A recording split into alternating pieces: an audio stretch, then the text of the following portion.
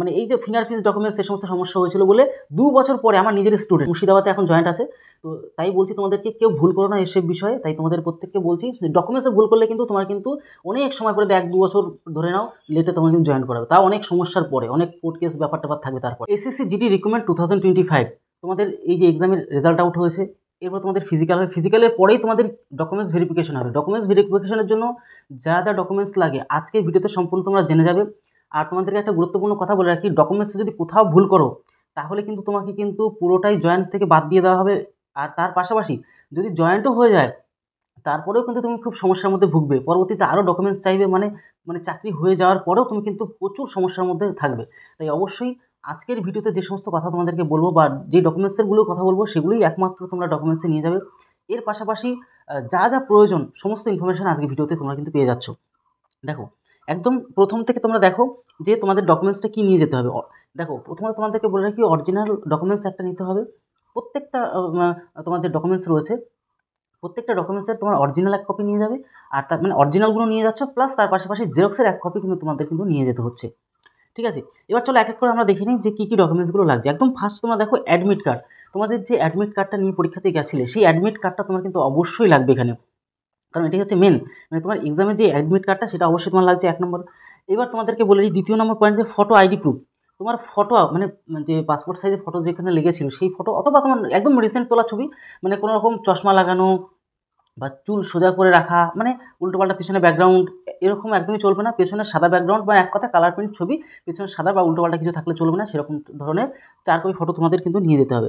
দেখতে পাচ্ছ যে আধার কার্ড, যে ভোটার কার্ড, প্যান কার্ড এবং পাসপোর্ট সাইজ এবং ড্রাইভিং লাইসেন্স এগুলো তোমাদের কিন্তু লাগছে।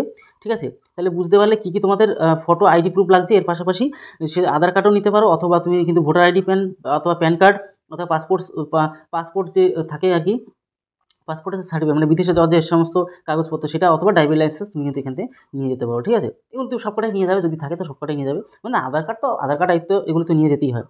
এবার চলে আসো আমরা পরবর্তী জিনিসটা দেখবো যে তোমার যে এডুকেশন সার্টিফিকেট। তুমি যদি মাধ্যমিক পাশে অ্যাপ্লাই করো তাহলে মাধ্যমিকটা নিয়ে গেলেই হবে, তারপরে 12 না নিলেও চলবে, তবুও নিয়ে যেও, মানে কিছু বাদ রেখে যাও না। যে যদি বাই চান্স চেয়ে বসলো, হয়তো কথায় কথায় তোমার বললে যে উচ্চ মাধ্যমিক পাস, তখন হয়তো দেখতে চাইলো, তখন কিন্তু তোমরা কিন্তু সেটাও কিন্তু দেখাতে হবে। আর তুমি যদি উচ্চ মাধ্যমিকে অ্যাপ্লাই করো, উচ্চ মাধ্যমিকের রেজাল্ট অনুযায়ী বা উচ্চ মাধ্যমিক সার্টিফিকেট অনুযায়ী, তাহলে তো অবশ্যই নিতেই হবে। মানে তুমি যেটা অনুযায়ী বা যেটার যেই তোমার এডুকেশন কোয়ালিফিকেশনের উপর তুমি যেটা অ্যাপ্লাই করবে সেটা তো অবশ্যই নিতে হচ্ছে। ঠিক আছে, এবং মাধ্যমিকের সার্টিফিকেট তোমার কিন্তু নিতে হবে। ঠিক, যেহেতু মাধ্যমিকের অনুযায়ী এটা, মাধ্যমিক পাস করলেই যেহেতু তোমার এসএসসি জিডি অ্যাপ্লাই করা যায়, সেক্ষেত্রে তুমি মাধ্যমিকের মানে এক কথায় যেটুকু পড়াশোনা করছো সেটুকু তুমি নিয়ে গেলে হয়ে যাবে। এবার চলে আসে কাস্ট সার্টিফিকেট। কাস্ট সার্টিফিকেট তোমরা বুঝতে পারছো, তুমি যদি ওবিসি হও তাহলে ওবিসি সার্টিফিকেট নিয়ে যেতে হবে, তুমি যদি এসসি হও তাহলে এসসি নিতে হবে, তুমি যদি এসটি হও তাহলে অবশ্যই নিয়ে যেতে হচ্ছে, আর ইডাব্লিউএস হয়ে গেলে তো তোমার নিতেই হচ্ছে এখানে। ঠিক আছে, টোটালটাই বিষয়টা তোমাদেরকে বলে দিলাম। এইবার তোমাদের একটা কথা, গুরুত্বপূর্ণ কথা বলবো, যদি কোনো রকম কোনো ডকুমেন্টসে যদি ভুল থাকে, ইমিডিয়েট তোমরা কিন্তু সেটা সংশোধন করে নাও, এফিডেভিট করে নিয়ে সমস্ত কিছু ক্লিয়ার ঠিকঠাক করে নাও। ঠিক আছে, এর পাশাপাশি আমাদের যদি ফর্ম ফিল আপের সময় কোনো ভুল থাকে, সেটার যে ডকুমেন্টসটা সেই ডকুমেন্টসটাও তুমি কিন্তু ভিডিওতে বা এসডিতে গিয়ে ঠিকঠাক করে নিয়ে, মানে এক কথা এফিডেভিট করে নিয়ে কাগজপত্র তুমি কিন্তু নিয়ে গেলে অসুবিধা হওয়ার কথা না। এখনও পর্যন্ত সেরকম হয়নি। ঠিক আছে, যদি তোমার অরিজিনাল বা বৈধ সমস্ত রকম কার্ড থাকে তাহলে কোনো সমস্যা হবে না, আর যদি ভুলভ্রান্তি থাকে সেগুলো ঠিক করে নাও ইমিডিয়েট। এরপরে চলে আসবো আমরা যেখানে তাহলে কাস্ট সার্টিফিকেটটা বুঝতে পারলে, তো ডোমিসাইল সার্টিফিকেট অবশ্যই। এই ডোমিসাইল সার্টিফিকেটটা তুমি কোথা থেকে নেবে সেটা অবশ্যই তুমি এসডিএ বা তোমার অঞ্চল বা পৌরসভার ওইখান থেকে, তোমার অফিস থেকে তোমরা কিন্তু এগুলো সংগ্রহ করে নিতে পারো। ঠিক আছে, এবার আদার সার্টিফিকেট, তুমি যদি অন্যান্য রিলেটেড এনসিসি যদি সার্টিফিকেট থাকে, ঠিক আছে, এই সমস্ত থাকলে বা এক্স সার্ভিসম্যান যদি কেউ থাকো তাহলে সেক্ষেত্রে ওই রকম সার্টিফিকেট তোমার নিয়ে যেতে হবে। ঠিক আছে, আর একটু আগে বললাম যে পাসপোর্ট সাইজের ফটোগ্রাফ, অবশ্যই তোমাকে পাসপোর্ট সাইজের ফটো নিয়ে যেতে হবে, মানে তোমার সম্পূর্ণ রিসেন্ট যে ছবিটা তোমার তোলা সেটা নিয়ে গেলে হবে। এমন না যে তুমি যেটা দিয়ে অ্যাপ্লাই করেছো সেটাই যে নিয়ে যেতে আমার কোনো মানে নেই, তোমার একদম রিসেন্ট ছবি নিয়ে গেলেও অসুবিধা হবে না। ঠিক আছে, তাহলে গেল এটা। এরপরে তোমার যদি ডিসেবিলিটি যে সার্টিফিকেট, তোমার যদি কোনো রকম সমস্যা থাকে, ঠিক আছে, তোমার যদি কোনো রকম সমস্যা থাকে তাহলে সেই সার্টিফিকেটটা তোমার কিন্তু, বা শারীরিক কোনো সমস্যা, এই সমস্ত সার্টিফিকেট তোমরা নিয়ে যাবে। ঠিক আছে, তারপর তোমার নো অবজেকশন সার্টিফিকেট, দেখা গেলো কোনো হাইটে মানে তুমি ছাড় পেলে কোনো সার্টিফিকেটের জন্য, সেই সার্টিফিকেটটা তোমাকে কিন্তু নিয়ে যেতে হচ্ছে। ঠিক আছে, তো এই হচ্ছে টোটাল বিষয়টা, আর বাদবাকিটা তোমরা বুঝতেই পারলে।